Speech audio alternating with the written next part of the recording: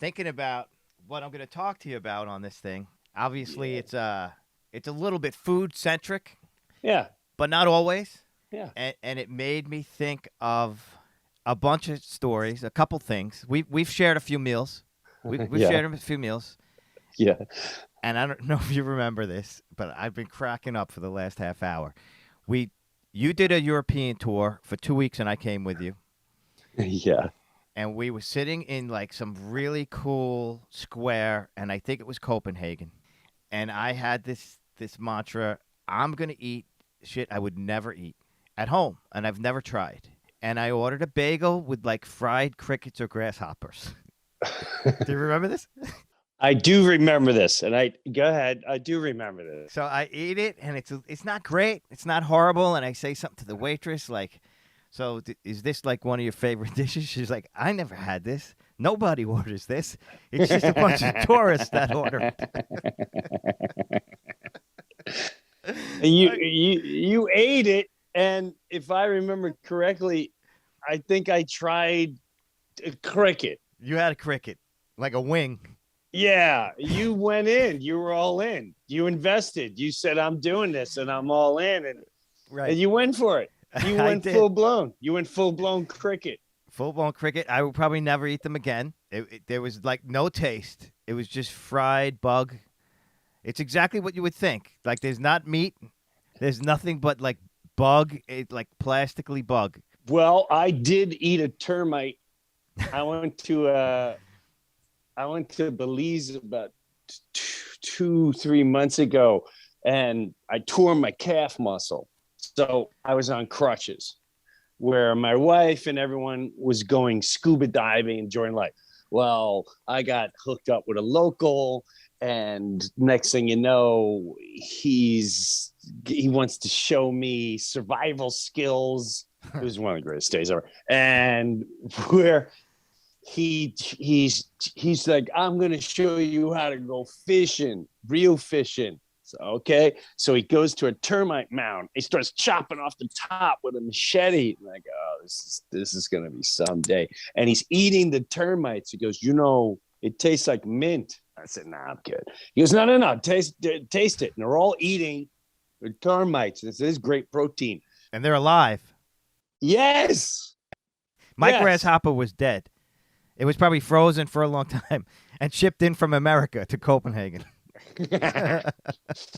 Well, I ate live termite.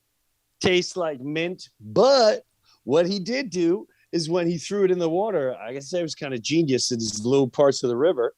The termites would come out and all the fish would come. He'd throw the net and he'd have a whole thing of these huge fish. We're like, "Oh, wow." We're sitting there for hours casting lines and doing all this nonsense. So, He didn't even hook them. no, No just hook. no, none whatsoever. Just threw a net in. After he threw the top of the termite mound in, smacked it up, went along the river, he must have caught 30 fish like it was nothing. That sounds pretty incredible. Yeah. So, yes. So I had termites. I made it up to your cricket. All right. So, for those of you who don't know, but I think most of you do know, Jim Brewer is a comedian and one of the funniest people in America. He loves his food. I know that Jim, one of his favorite things on tour is to discover some new spots Yeah. and go hang out and have a good meal. Yeah. And I also know that there was a time, I don't know if you still do this, when you would travel with some of the same people, you would prefer to hang out in the Airbnb and cook your own meals. Yes. Especially I would do like a Sunday sauce day, what I do at home. So we'd get there and then we'd make the meal the first night, make ziti, meatballs, get some sausages, cook it, and then leave it there. So when we're doing the shows, we come back, wine, we're playing Dean Martin and Sinatra at the end of the night. I'd much rather do that at the end of the night with good company than to go to whatever restaurant. But yeah, I love doing that. Now, what was your role or is your role in that dinner extravaganza? Are you actually doing some of the cooking? Yeah, I make the meatballs. You I make make the meatballs, and I make most of the sauce. I've got some tips with depending on who I'm with. But yeah, I go out, I get the ingredients for all the meatballs, I get the ingredients for all the sauce. So that's where I do. I think I'm Italian, but I'm not Italian. Well, that's because Goodfellas made you think you were an Italian, right? Which I've been watching for the last 2 nights because my son Miles has never seen it. And what did he think of it? What did he think of it? He loves it. He loves it. I wasn't sure okay. because there's a lot of movies we watch now, like Stir Crazy, hates it. Hated it. Yeah, too slow, boring. A little too goofy now. A little too goofy. But Goodfellas holds up for the young, I think. I think it does. I told my kids I grew up around all this. And they're like, what? I'm like, I didn't see people get hacked and killed. They would go missing, or my friends' cousins would have to go to jail for tax reasons, which we could never understand. Like, what? And then everywhere we went, like, oh, you going to Miami? Go see my cousin, my uncle, my thing. He runs this and that. So Goodfellas, to me, it's like watching all the bananas that were around me nonstop. Absolutely. And same with me. I mean, my father was a wannabe part of that whole scene. He did business with that scene. And just to see those characters on screen reminded me so much of those characters. Yeah. You know? One of the greatest, I mean, there's so many good scenes in that movie. When they got sent to jail, my son was like, oh, these guys, they're treated well in jail. And they cut right to Paulie shaving the garlic, and they're cooking that meal. Yes, nice and thin with the razor. You gotta cut it thin. Not too much. What is it? Not too much of something. Don't do something you can't put too much in. He's like onions. That's what. Not too many onions. Not too many onions defeats the purpose. Right. The guy goes, "What? I put 3. I put 3 onions." Oh my God. Well, good. I'm glad he got it because I think my daughter, we were on a flight years ago, and she's like, "You keep talking about Goodfellas," and she's bored. I said, "Well, how far did you watch into it?" I don't know, like 10 minutes. 10 minutes? You lasted 10 minutes? How do you not? But then we watched it again, and now she thinks it's like the greatest. Well, that's the other thing, and even with Stir Crazy, it could be like they're listening to us, like, you got to see this movie. They come down with the phone in their hand. They're not really paying attention. They're waiting for someone to answer them. They don't want to be there in the first place. So it may not have anything to do with the movie. Right. Listen, every time my parents said, you got to watch this movie, and the minute I saw it was black and white, I went, I don't know. This is a roller hockey game going on at 2 p.m. It's just really cramping my style here. Yeah. So we're the same thing. Yeah, exactly. Now, were your parents good cooks? My dad didn't cook. The only time I saw him cooking was like reheating some old spaghetti. Okay. And it was now that I think of it, it was probably when he was hungover, because it was usually a morning, like an 11 a.m. and he put it in a frying pan.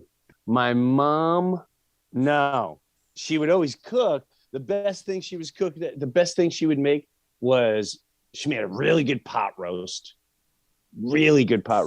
and sour braten. Sour braten was a big production. Outside of that, it was usually, I had a lot of TV dinners, the TV tray dinners. Yeah, we had a few. I had a lot of, I remember hot roast beef sandwiches, which you would just go to the deli, get roast beef, put on white bread, and with brown gravy and French fries, minute steak with like onions.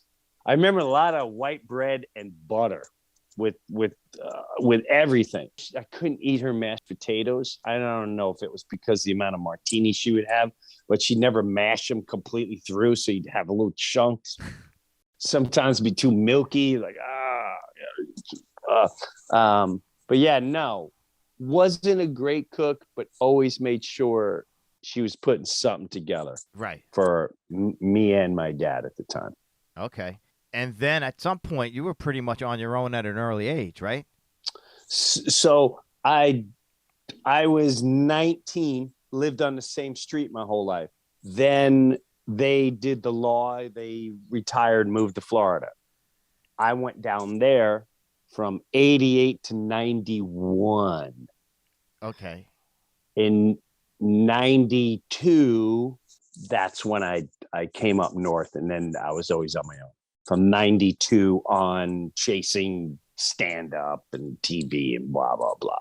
So yeah, I was fending for myself from then on, and it was awesome. Yeah. So the same street being Jefferson Avenue and Valley Stream.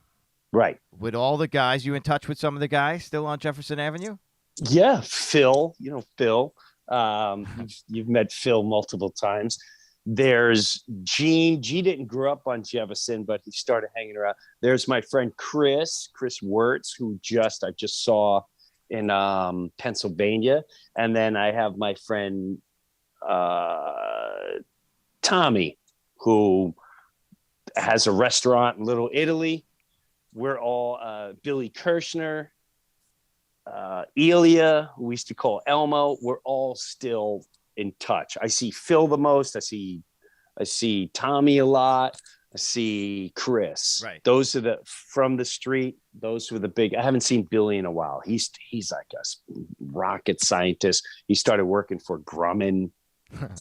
Yeah, like engineering. He's from another world. Always was. Couldn't swing a bat, but he can tell you whatever about space and everything else at 11. Right. Now, did you ever go to your friend's house for dinner? Or everyone was on their own, and then your parents would stick their head out the door and say, Jim, dinner. They'd come out. Yes, dinner, let's go. Once in a blue moon, I think I tried dinner at someone else's house once or twice. Okay. And it wasn't worth going back. I just it was not worth going back. It was, I don't know what they made or what I had to try. I just was not having it again. I was fine with my hot turkey sandwiches, my roast beef, and the pot roast and the minute steak. And that's another thing. Once I was around 17, 18, I'm like, Ma, you got to get steakums. I loved making steakums. And then I started making my own spaghetti, jar sauce or whatever. But grilled cheese, a lot of grilled cheese with tomato. I used to love it. Velveeta cheese with sliced tomato in the toaster. God, I still love that. Love Velveeta cheese. So didn't go over. I had a babysitter who was Italian, and she would make sauce from fresh. I couldn't. Matter of fact, it used to annoy me because she put real tomatoes in there and let them boil. Like, ew, what do you? There's chunks of tomato in there. Why would you? God, right. No. But it was the greatest sauce I've ever, to this day, it was like the greatest sauce I've ever had. She would make the most incredible ziti. She would make the most incredible chicken cutlets because she had a little garden and she used whatever. And I didn't understand all that as a kid. She tried to show me the garden. I'm like, yeah, whatever. I want to pretend I'm a gorilla for an hour. That's time to look at basil and stuff. Right. Do you like it now? Do you do garden now? No, but I want to. But I moved to Florida, so I don't I can maybe put a garden in my screened-in lanai, but Jim Breuer has a lanai? Wait a second. Really? Well, yeah. A lanai is a screened-in pool patio. That's all it is. Okay. That's what a lanai is. But it's pretty awesome. We didn't have a lanai in East Meadow. I don't think you had a lanai in Valley Stream. No, there was no lanais. There was just my bedroom, my parents' bedroom, a really small living room, right, and a kitchen where you sat down and eat. There wasn't even a dining room where I grew up. There was no dining room. The houses were 5 feet from one another. We can hear everyone yelling.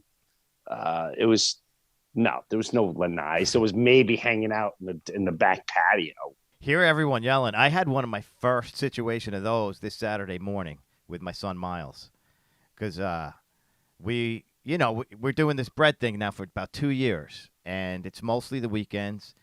And we were getting out at 6:30. He was doing a market, and he wasn't feeling well, and he was like that cranky teenager in the early morning, just throwing a lot of attitude. Mm-hmm. And I hit him with if you weren't related to me, you'd be out here. You'd be. I dropped a couple of curse words, and he goes, Are you serious, man?" He goes, "I'm not scared of you," and it set me off. And I get in his face, and then my wife comes running up and shoves me. It's 6:30 in the morning. I'm like, if the neighbors can they hear this? It was the first time I've ever lived here that ever crossed my mind, man.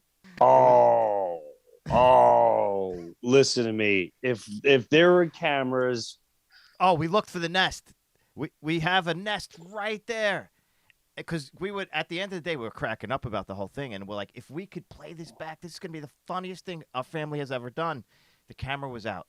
We don't have it. oh, see, if we had cameras, and we wouldn't look back. The amount of times my teenagers would set me off from 0 to 100, I would say I would go, "Oh, you don't mean it," but the way we grew up, we'd say, I'm gonna effing you. I'm gonna fuck. I'll smash your teeth back to your throat. I call them punk. You effing punk. Right. You such a punk ass. And I'm talking to girls. I'm talking to girls saying this. And this is always after my wife already lost. My wife already lost her. And I'm like, listen, hon, you can't get emotionally attached. They're and then 5 minutes later, I'm like, you privileged effing punk ass that. Oh God. They don't, yeah, I can see how they just. The thing that calmed me down was Sherry getting in there and shoving me into the car. I had to just laugh. Because for her to get to that point where she pushed me that hard, I started cracking up and realized this is ridiculous. This is what I'm doing for fun, by the way, at 6:30 in the morning. This is my side hustle for fun.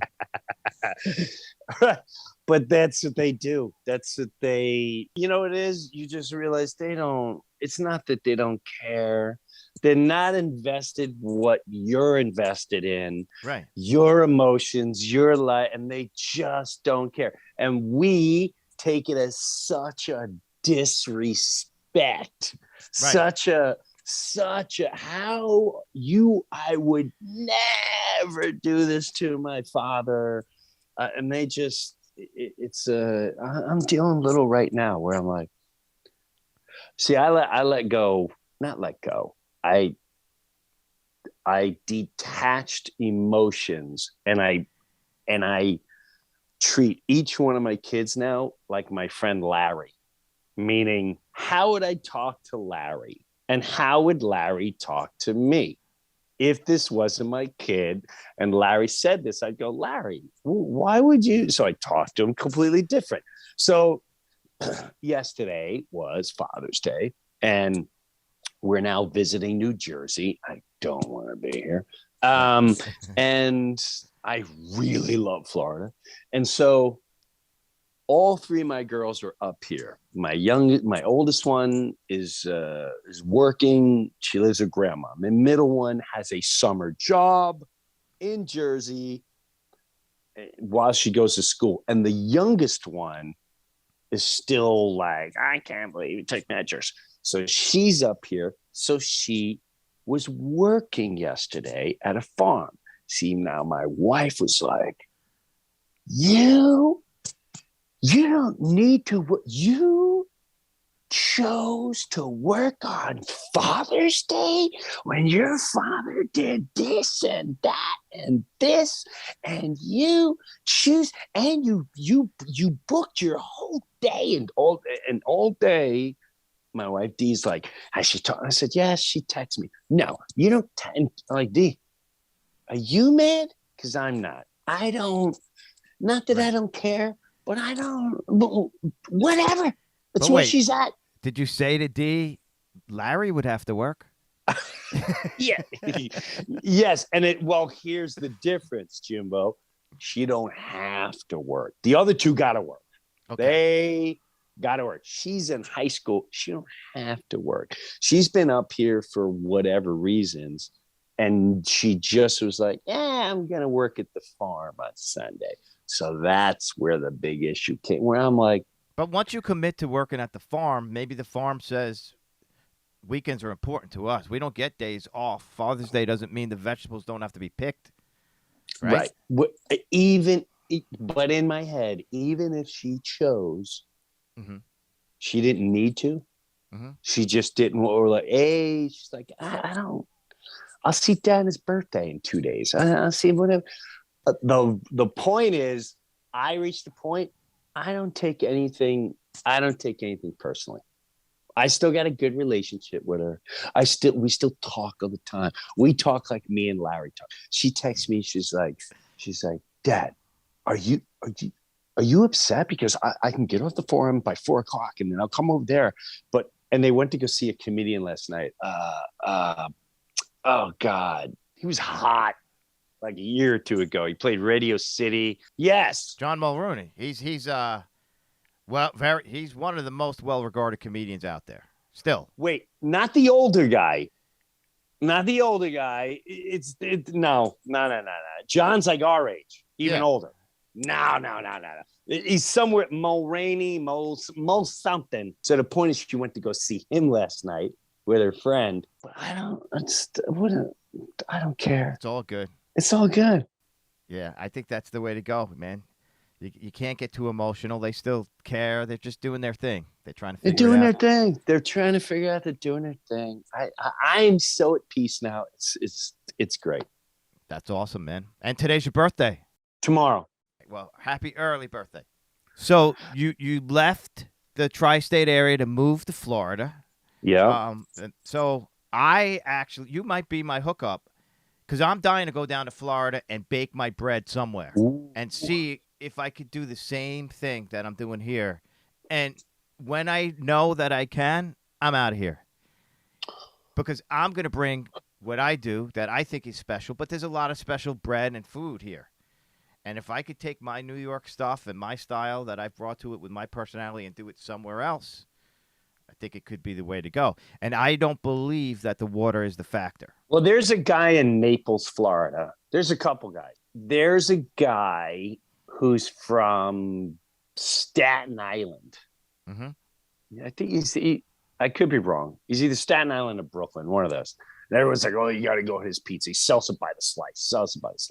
So his market, he clearly caters to the Northeasterners, which there's not a whole lot. They're now coming in like crazy. They've never seen this many Northeasterners. It was always Michigan, Minnesota, Canadians, Chicago. Right. And now Naples, very different than the east coast of Florida, which is predominantly Northeasterners.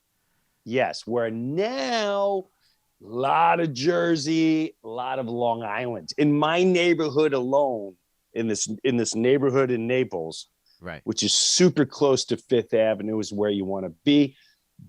There's 4 couples already met from Long Island. One from Valley Stream that I grew up in. Another one was East Meadow. Another one was Oyster Bay. I forgot and the other one was Smithtown. I just could not believe that many Long Island. And they all kind of said the same thing. The East Coast is too, it's like being home in the water. We don't want to be home anymore. We want to be away from all that. And the more you are away, the more you go, oh my God, how did I live like that for so long? And because you go down there and everything's relaxed and everyone, people don't get into the politics that much. It's kind of your own thing. Whatever you want to do, go ahead, knock stuff out. You want to go around with a AR-15 strap, knock stuff out. You want to wear a mask and you want to get boosted. Go ahead, knock stuff out. You want to drive a Lamborghini and wear salmon color shorts. Go ahead, knock stuff out. And it doesn't. No one cares. Like, oh, okay, that guy's this. Nobody. I really enjoy it. So I'm wondering where your thing, like in our area, is exploding. Mm-hmm. Exploding. And they're gonna need probably people to cater a little bit to that world. Right. if that makes sense. It does. And that's also a selfish part of me that goes, you should go to Naples. But I like to think that ultimately whatever we do is going to be such quality. Like I understand the pizza, and pizza's so specific. But like my dream would be to have a cafe that's open for breakfast, lunch, and dinner that is anchored by the amazing bread and dough that we make. But now you're eating meals, a snack, coffee, hanging out in a cool looking place with great food. That's funny because people have come up to me and like, why don't you open up a comedy club? A lot of things there. One is I know nothing about running a club, so therefore I want nothing to do with it. I'm not going to invest a dime. I'll be the promoter. I'll go across the country and say, hey, we got a new place. I'll make sure the talent is treated exceptionally well. And then I'll take a month off, 2 months here so I could pop in and say hello to bring people in. And I need to get a certain salary. And they're all down there. It's all about, well, we got the money. Right. Finding money is too easy down in where I'm at. And it's funny because I said, I know this sounds corny, but you need a killer. Like it shouldn't be just a comedy club. Come in the mornings where it's just the coolest coffee, like little bakery joint. And then by the time noon comes or whatever, then you gotta have great food, but also I wanted a different, you eat in here, in there, it's just a show. You're not getting drinks every 2 minutes and blah, blah, blah. Once you're in the showroom, you're in the showroom. Out here, you come whenever you want. I think there's a demand what you're looking for. Yeah. What you're looking for, I think there's a big demand. What I thrive for is killer coffee shops with really good food because there's a coffee shop I found which is really good, but outside of a shake or like an acai bowl, I gotta go over here. And then they got good eggs, but their coffee sucks. And then I'm like, why can't I just go to one spot where I got it all? And it's just there's not a lot down here. There's a bagel place that's only open to 2:00. There's 3 main coffee places, and again, it's like Starbucks. But there are great restaurants in Naples.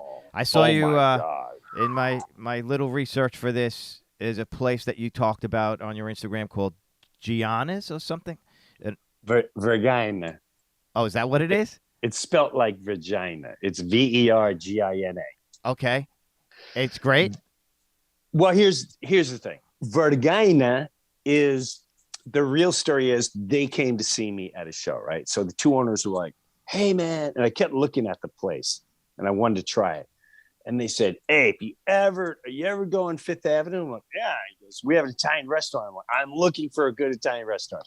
They said, come to us for Vergina. I'm like, oh, God, I've been dying to try it. So the first time I went there, these guys, you know what I love about them? They have a killer cheese tray. Uh-huh. I love going to a good Italian restaurant. And if you bring really good cheese with like, he has the truffle honey and he brings out certain bread with it. It's just toasted perfectly with the perfect fruit and jam that would go. I love his salami, pepperoni, whatever you could, the antipasta tray. At times I feel like going there. I go, this is all I want. I just want wine with this tray. But then, they also have this, oh my God, this ravioli. That's an appetizer. He puts like goat cheese in it and all that. It's just, oh my God. So yes, they're always my go-to. Mm-hmm. But I'm still venturing out. I don't want to say they're the best, but I know every time I've been there, I've never gone, tonight was so-so at Vergina's. Right. Now, the culture and the lifestyle in Florida is a little different. Are you getting used to? Actually, before we do this, I'm gonna play something of yours if you don't mind. Go ahead. And then we'll see if this works, and then we'll talk about it. They play pickleball down there. I've never heard of this sport. It's cheating tennis. They should call it fairy tennis. Who wants to play fairy tennis? Fairy tennis? Anyone? 40 and over? Fairy tennis? I got this. It's a wiffle ball, and you stand from here to 3 feet.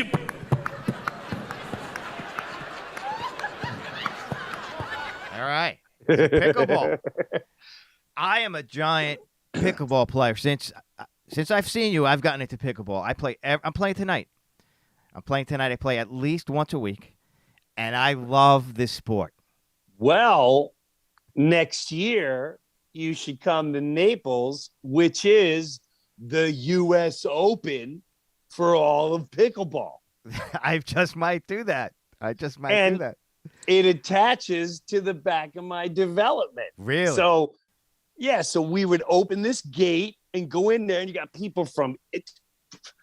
I never seen anything like it. I didn't know what was going on. All I know is when I leave my development, it's a quiet little road that goes to my coffee place, which is maybe 3 miles away, tops. Right. And there are cops everywhere. There's U.S. flags everywhere. I'm like, what the hell is people are walking with chairs? I'm going, what the hell is going on? And then my neighbor, so I get my coffee and I see they're all going into this field. There's we have the big arena. I never knew what it was. Right. I thought it was a tennis place. So I come back and my neighbor is like, comes over, he's like, hey, Jim, I just want to tell you, me and Patty we're going to the U.S. Open.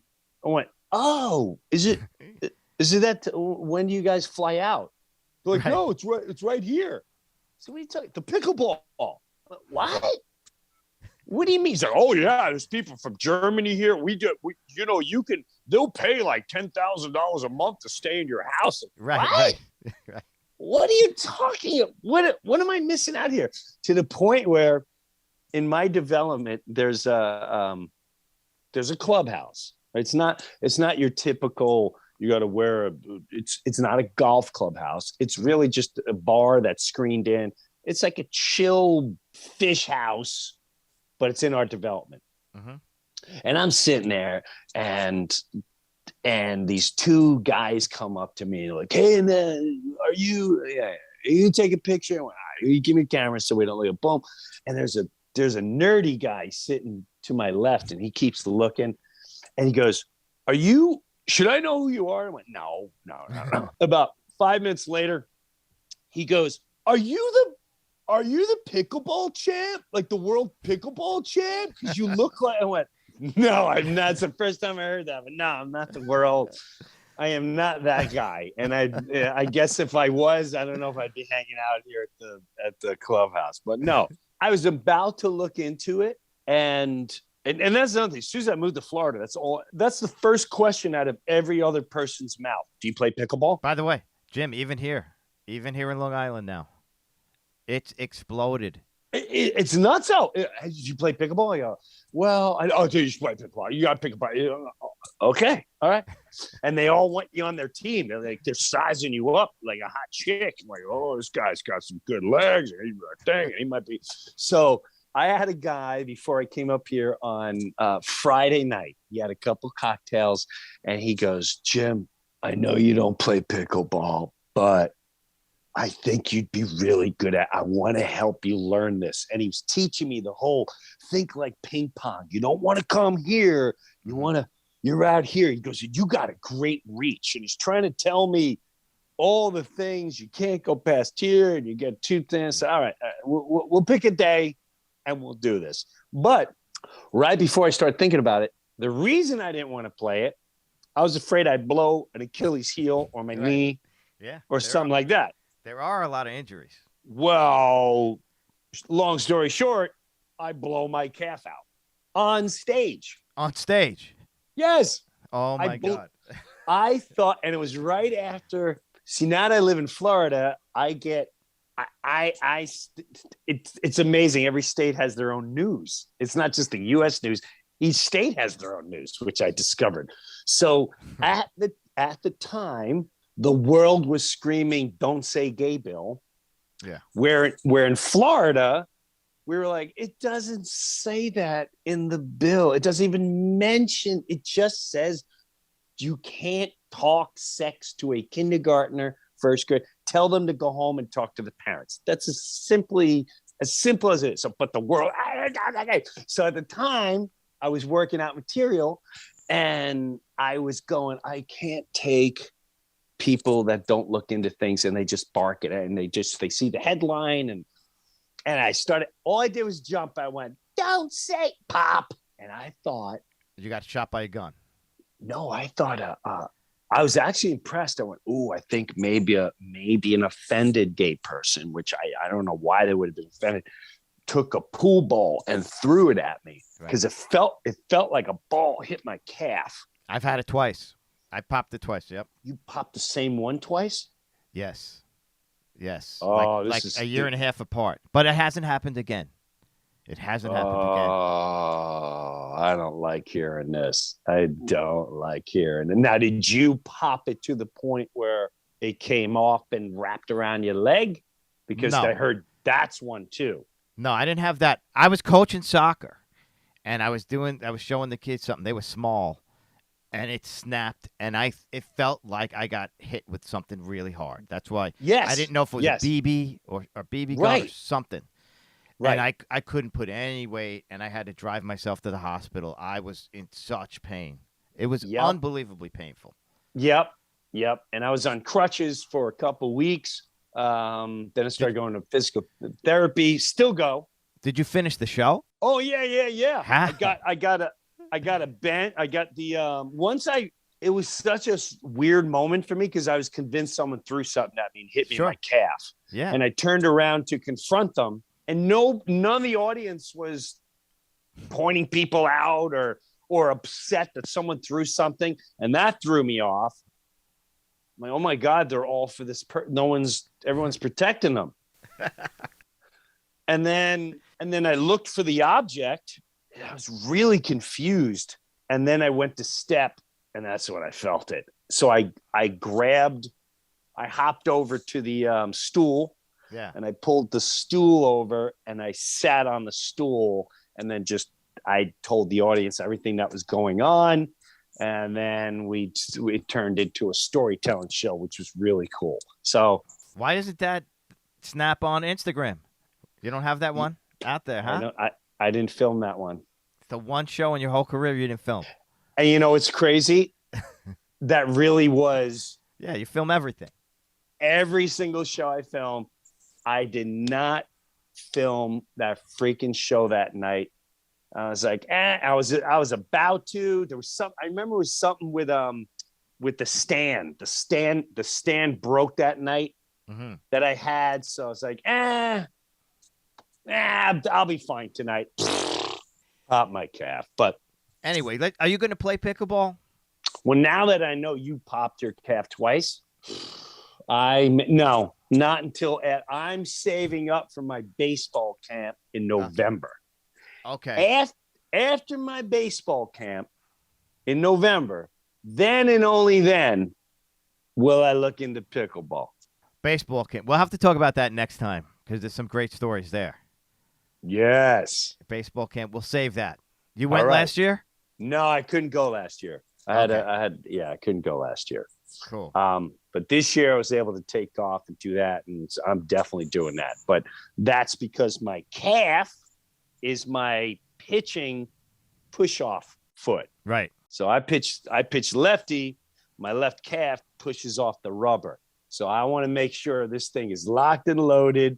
In another 2 months, I'll start jogging and stretching and putting more muscle on I'll start building up the top of my legs and all that jazz. You'll be fine. You'll be fine, man. All right. I know you're coming back to the Paramount in Long Island in August. Maybe we'll get you some bread. Why don't you do a bread stand that night? I'll take commission. We should. I constantly bring Sean backstage bread because I go to the Paramount a lot. Yeah. And Tom Papa, who's a bread maker, was there, and I brought Tom him. Makes bread. He's got a bread podcast called Breaking Bread. He's a big sourdough baker. He's major. I did his bread. Here. Yeah, I did his bread podcast, And then I brought him some bread that I made just for him with the label with his face on it and the whole thing. And I'm bringing the guys at the Paramount Bread backstage. It's always a good time. That is so funny. I didn't know Tom did that. That is so. I could see Tom doing that. Yeah, it's awesome. great. Well, Jim, good to catch up, man. You as well. I miss you, Jimbo. Hope all Miss is you well. too. And Happy don't early lose your birthday. cool. All right. Thank you. Have Be a good one, buddy. Take care. Yeah. Think of Larry. Larry. You got Bye. it. That was comedian Jim Breuer. This episode of Bread for the People was produced and edited by the gang at Milestone TV and Film. My name is Jim Serpico from Side Hustle Bread. Blessed be the bread, everyone.